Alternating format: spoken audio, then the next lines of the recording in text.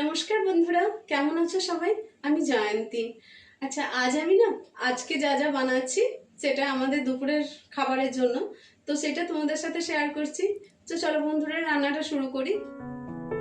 তো বন্ধুরা, প্রথমে চলো ভাতটা চাপিয়ে দিই। তো আজকে আমি প্রেসার কুকারে ভাত রান্না করব এবং ফ্যান ঝরাবো। তো আমি কিছুটা পরিমাণ জল দিয়ে, পরিমাণ মতো চাল দিয়ে আমি ভাতটা প্রথমে চাপিয়ে দিলাম। এরপর আমি সবজিগুলো কেটে রেখেছিলাম আগে থেকে। তো উচ্ছে কেটে রেখেছি গোল গোল চাকা চাকা করে। এর মধ্যে আমি নুন, হলুদ আর একটু জ্যাগরি পাউডার মিশিয়ে ভালো করে মাখিয়ে একটু 10 মিনিটের মধ্যে রেখে দেবো। এবার আমি কড়াইয়ে সামান্য পরিমাণ তেল দিয়ে দেব।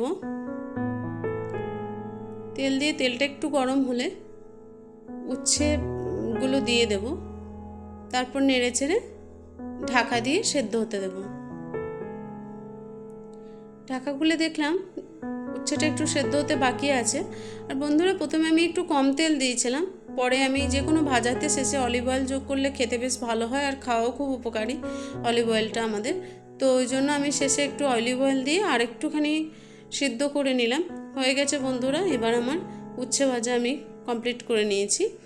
এরপরে আমি আজকে রান্না করব পাবদা মাছ। তো বন্ধুরা, সাধারণত পাবদা মাছ শুধুই রান্না করা হয়, শুধু পাবদা মাছ, মানে তার সাথে কোনো ভেজিটেবলস না দিয়ে, সেটা বলছি।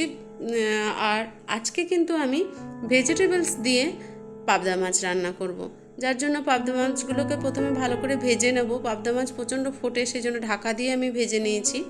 আর সবজিতে কেটে নিয়েছি আলু, কচু আর ভেন্ডি, এই তিনটে সবজি আমি দেব। আর পেঁয়াজ, টমেটো, কাঁচা লঙ্কা, এগুলো তো আছেই। তো মাছগুলো ভালো করে আমার ভাজা হয়ে গেছে। তো কড়াইয়ের মধ্যে সামান্য পরিমাণে একটু তেল দিয়ে লঙ্কা চিড়ে আমি কাঁচা লঙ্কার ফোড়ন দিলাম প্রথমে। এরপর আমি কুচিয়ে রাখা পেঁয়াজগুলো দিয়ে দেবো। একটা বড় সাইজের পেঁয়াজ আমি কুচিয়ে রেখেছিলাম। তো এটা একটু পেঁয়াজগুলো একটু হালকা লাল লাল ভাজা হলে আমি আলু আর কচু এর সাথে মিশিয়ে দেবো। বন্ধুরা, এই সবজির সাথে পাবদা মাছ আমিও আজকে প্রথম রান্না করছি। দেখা যাক কেমন হয় খেতে, তোমাদেরকে অবশ্যই আমি জানাবো। তো এদিকে আমার ভাতের সিটি প্রেসার ছেড়ে দিয়েছে। তো এরপরে আমি এটাকে ফ্যান ঝরাতে দিয়ে দেব। এই যে আমি ভেন্টিলেটরটা আর গার্ডারটা খুলে নিয়ে ঢাকনাটা দিয়ে ফ্যানটা ঝরাতে দিয়ে দিয়েছি। এরপর আমার আলু আর কচু ভাজা হয়ে গেছে প্রায়। এই অবস্থায় আমি টমেটোটা দিয়ে দিলাম। একটা টমেটো রাখা ছিল, আর কিছুটা পরিমাণ আমি ভেন্ডি বা ঢ্যাঁড়স কুচিয়ে রেখেছিলাম, ওটাকে আমি দিলাম। এর সঙ্গে আমি যোগ করব নুন, হলুদ, এগুলো সব প্রথমে একটু ভেজে নিয়েছি। এরপর আমি যোগ করছি এগুলো নুন, হলুদ, ছোটো চামচের 1 চামচ জিরে আর একটু জ্যাগরি পাউডার আর আদা কাঁচা লঙ্কা বাটা 1/2 চা চামচ।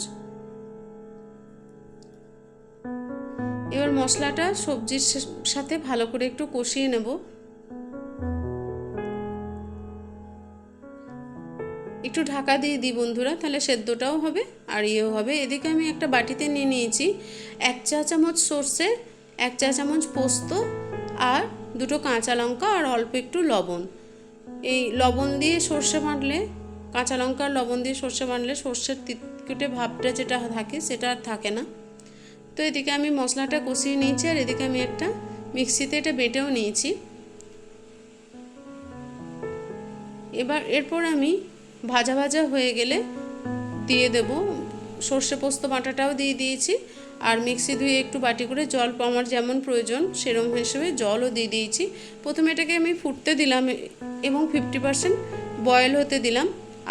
আলুটা প্রায় 50% আমার সেদ্ধ হয়ে গেছে। এই অবস্থায়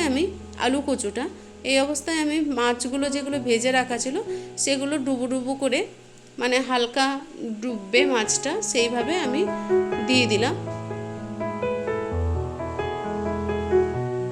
এরপর আমি একটা ঢাকা দিয়ে দেব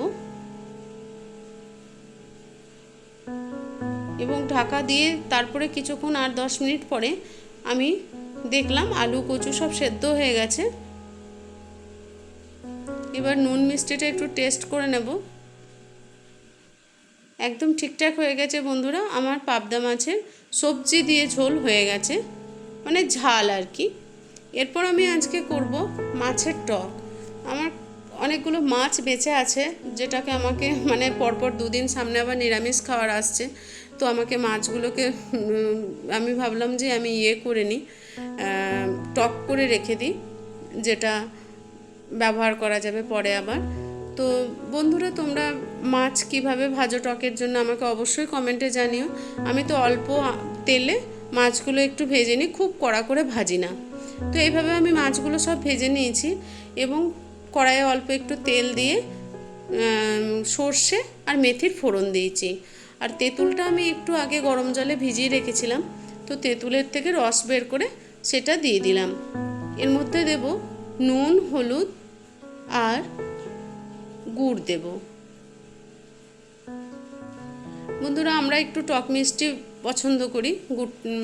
টকটা, মাছের টকটা একটু টক মিষ্টি হবে, মিষ্টি মিষ্টি টকটক হবে, ওই ধরনের পছন্দ, ওই জন্য আমি গুড়টা একটু বেশি পরিমাণে দিলাম। এবার ভেজে রাখা মাছগুলো দিয়ে দেবো। প্রয়োজন মতো জলটা আমি দিয়েছিলাম বন্ধুরা, এবং জলটা ফুটতে লাগার পরে আমি মাছগুলো দিয়ে দেবো।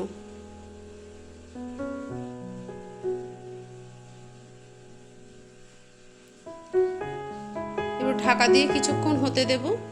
এই 10 মিনিট মতন ফোটার পর হয়ে গেছে বন্ধুরা রেডি আমার মাছের টক। তো এই ছিল আমার আজকের মেনু। ভিডিওটা শেষ পর্যন্ত দেখার জন্য অনেক ধন্যবাদ। সবাই ভালো থেকো, আনন্দে থেকো, সুস্থ থেকো। দেখা হবে আবার একটি পরের ভিডিওতে। Thank you.